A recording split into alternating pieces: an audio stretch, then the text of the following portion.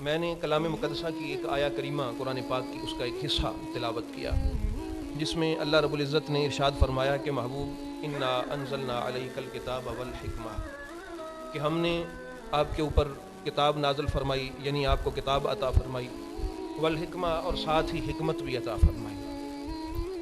تو حکمت کے بہت سارے پہلو جو ہیں وہ مفسرین نے تحریر فرمائے کہ حکمت سے مراد کیا کیا ہے۔ اس کا ایک پہلو جس اعتبار سے میں آج کی اس نشست میں، جمعۃ المبارک کی نشست میں ہم آپس میں محو گفتگو ہے، وہ ہے فہم قرآن، کہ محبوب ہم نے آپ کو قرآن بھی عطا فرمایا اور قرآن کا فہم بھی عطا فرمایا۔ قرآن کریم کی آیات جو ہیں یہ بھی عطا فرمائیں، اور ان کی حقیقت کیا ہے، ان کا ظاہر بھی عطا فرمایا، ان کا باطن بھی عطا فرمایا، اس کی یہ دولت بھی میں نے آپ کو عطا فرمائی۔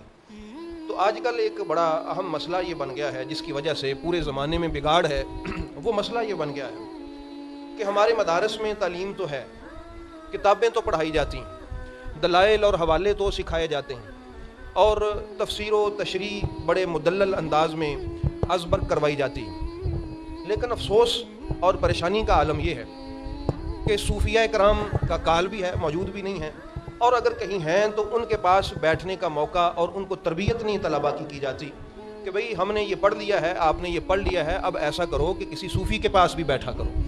اگر آپ نے یہ علم شریعت پڑھا ہے جو کہ حجت ہے، اب آپ ایسا کرو کہ کسی صاحب طریقت کے پاس بھی جاؤ، کہ ان کے پاس جو علم ہے وہ منزل کے حصول کے لیے ضروری ہے، حصول مقصد کے لیے ضروری ہے۔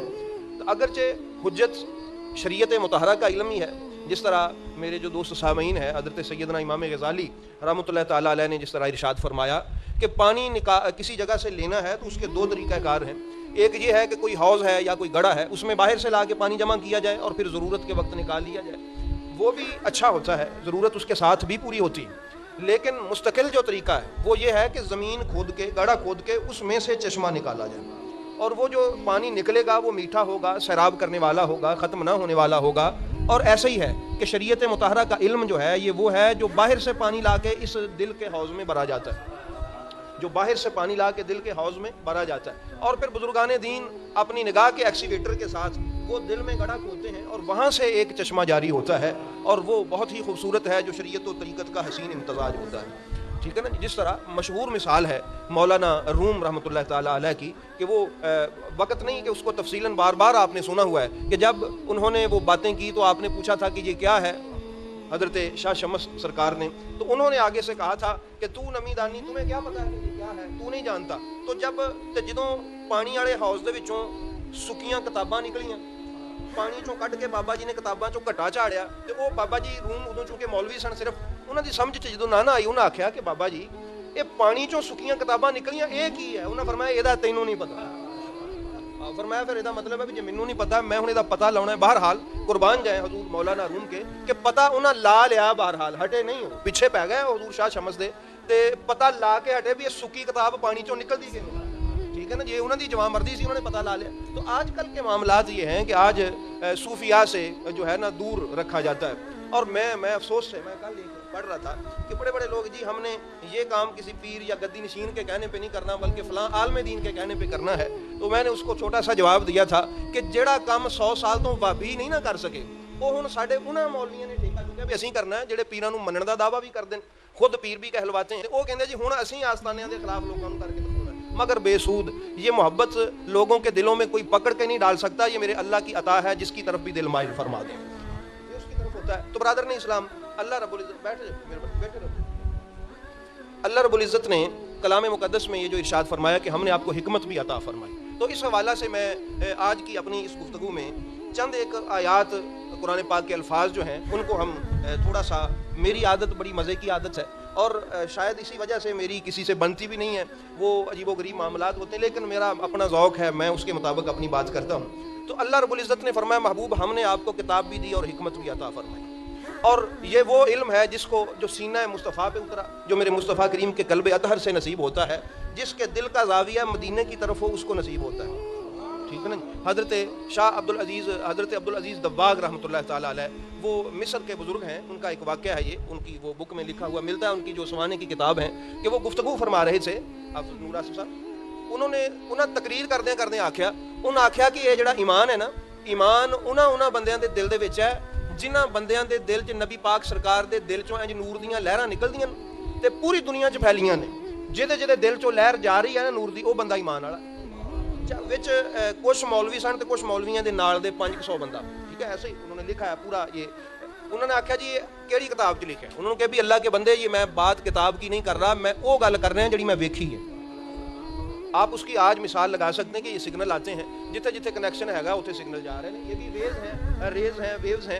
तो इसी तरह ही मेरे पाक नबी करीम सल्लल्लाहु अलैहि वसल्लम के कल्ब अतहर से वो नूर की शुआएं निकलती हैं, जिस दिल में वो जाती हैं वो दिल ईमान वाला है। वो 500 बंदा मुकर गया, उन्हें फरमाया अगर तुसां इस गल ते एग्री होवो कि तुहाडे ते उन्हां दे दरमियान च मैं आ जावां, यानी तुहाडा कनैक्शन कट दें तो ठीक है। फिर उन्हें आख्या जी कट दो। 500 बंदा गैर मुस्लिम हो गया। क्यों? उनका गुंबद मुस्तफ़ा, गुंबद खजरा से, मेरे महबूब के कल्ब अतहर से जिनका कनेक्शन कट जाता है उसका फिर ईमान जाता रहता है। तो ईमान है ही निस्बत मुस्तफ़ा का नाम, ईमान मेरे महबूब के ताल्लुक़ का नाम है। जिसका ये ताल्लुक़ ख़त्म उसका ईमान भी ख़त्म। इसलिए सबसे ज़्यादा मेहनत इस बात पे करनी चाहिए और इसी बात से डरना चाहिए कि मेरे मुस्तफ़ा करीम सल्लल्लाहु अलैहि वसल्लम की इज़्ज़त व अज़मत पर पहरा दिया जाए। और यही जो बात है, अल्लाह रब्बुल इज़्ज़त अपने महबूब करीम अलैहिस्सलातु वस्सलाम का सदका अल्लाह पाक अपने प्यारे हबीब करीम की मोहब्बत अता फरमाए। अच्छा, कुरान पाक है, इसकी बहुत सारी आयात हैं। सबसे पहले मैं फ़हम कुरान के हवाला से बहुत ही मशहूर व मारूफ आया करीमा, इन्नल्लाहा व मलाइकतहु युसल्लूना अलन नबी या अय्युहल्लज़ीना आमनू सल्लु अलैहि व सल्लिमू तस्लीमा। इस पे थोड़ा सा जो है वो इब्तदाई जो इसके अल्फाज हैं ਉਹਦੇ ਤੇ मैं थोड़ी जी ਤੁਹਾਡੇ ਨਾਲ ज़रा डिस्कस कर लां कि जो उलमा इकराम हैं जो गहराई से इन आयात का मुताला करते हैं वो क्या फरमाते हैं। उन्हें आख्या जी कि अल्लाह रब्बुल इज़्ज़त ने नबी करीम सल्लल्लाहु अलैहि वसल्लम दा ये जिहड़ा प्रोटोकॉल है होर किसी नबी नूं नसीब नहीं सी। जितने भी अंबिया कराम आए, जिन्ने भी अंबिया कराम, किसी नबी दी ये शान इज्जत और मकाम और मरतबा नहीं सी कि ਉਹਦਾ नाम आवे तो दरूद पढ़ो। ये शान सिर्फ ताड़े तो मेरे नबी करीम सल्लल्लाहु अलैहि वसल्लम नूं अल्लाह ने अता फरमाई। लेकिन जिथे हुक्म दिता उन्हें अल्फाज से ज़रा तवज्जो करनी। अच्छा, नबी करीम सल्लल्लाहु अलैहि वसल्लम मोहम्मद रसूलुल्लाह हम पढ़ते हैं, सरकार का नाम मोहम्मद है, ऐसा ही है ना। तो अल्लाह ताला अगर चाहता तो यूं फरमा देता कि इन्नल्लाह व मलाइकतहु युसल्लूना अला मोहम्मद, कि अल्लाह ताला मोहम्मद पे दुरूद व सलाम पढ़ता है, या नबी फरमाया अल्लाह नबी पे दुरूद पढ़ता है, या सरकार दो आलम सल्लल्लाहु अलैहि वसल्लम अब्द भी हैं अल्लाह के सुबहानल्लाज़ी अस्रा बिअब्दिही, या फिर इन्नल्लाह व मलाइकतहु युसल्लूना अला अब्दिही, अपने अब्द पे दुरूद भेजता है। ये अल्फाज अल्लाह ताला ने इस्तेमाल यहाँ अल्फाज इरशाद नहीं फरमाए। उसकी वजह क्या है? उसकी वजह ये है कि अगर अल्लाह रब्बुल इज़्ज़त फरमाता कि मैं भी मुहम्मद ते दरूद भेजदा ते तुसीं भी भेजो, ते मुहम्मद ते उदों सन जदों सरकार दी विलादत होई। ਇਹਦਾ ਮਤਲਬ ਫਿਰ ਇਹ ਬਣਨਾ ਸੀ ਜਦੋਂ ਤੋਂ ਸਰਕਾਰ ਪੈਦਾ ਹੋਏ, ਕਿਉਂ ਉਦੋਂ ਹੀ ਨਾਮ ਮੁਹੰਮਦ ਰੱਖਿਆ ਨਾ, ਤੇ ਉਦੋਂ ਤੋਂ ਮੈਂ ਵੀ ਦਰੂਦ ਭੇਜਦਾ ਤੇ ਤੁਸੀਂ ਵੀ ਉਦੋਂ ਤੋਂ ਦਰੂਦ ਭੇਜੋ। ਸਮਝ ਆ ਗਈ ਨਾ। ਅੱਛਾ, ਜੇ ਸਰਕਾਰੇ ਦੋ ਆਲਮ ਸੱਲੱਲਾਹੁ ਅਲੈहि ਵਸੱਲਮ ਵਾਸਤੇ ਆਖਿਆ ਜਾਂਦਾ ਕਿ ਮੈਂ ਆਪਣੇ ਬੰਦੇ ਤੇ ਦਰੂਦ ਭੇਜਦਾ, ਤੇ ਬੰਦੇ ਦਾ ਇਤਲਾਕ ਤੇ ਸਰਕਾਰ ਨੇ ਅਰਜ਼ ਕੀਤੀ ਨਾ ਅੱਲਾਹ ਨੂੰ ਕਿ ਯਾ ਅੱਲਾਹ ਮੈਨੂੰ ਆਪਣਾ ਬੰਦਾ ਆਖ ਮਿਰਾਜ ਦੀ ਰਾਤ, ਤੇ ਫਿਰ ਜਿਸ ਰਾਤ ਮਿਰਾਜ ਹੋਈ ਉਸ ਰਾਤ ਤੋਂ ਫਿਰ ਬੰਦੇ ਦਾ ਇਤਲਾਕ ਹੁੰਦਾ, ਪਰ ਮੈਂ ਮਿਰਾਜ ਦੀ ਰਾਤ ਤੋਂ ਮੈਂ ਵੀ ਦਰੂਦ ਭੇਜਦਾ ਤੇ ਤੁਸੀਂ ਵੀ ਦਰੂਦ ਭੇਜੋ। समझ आ गई ना।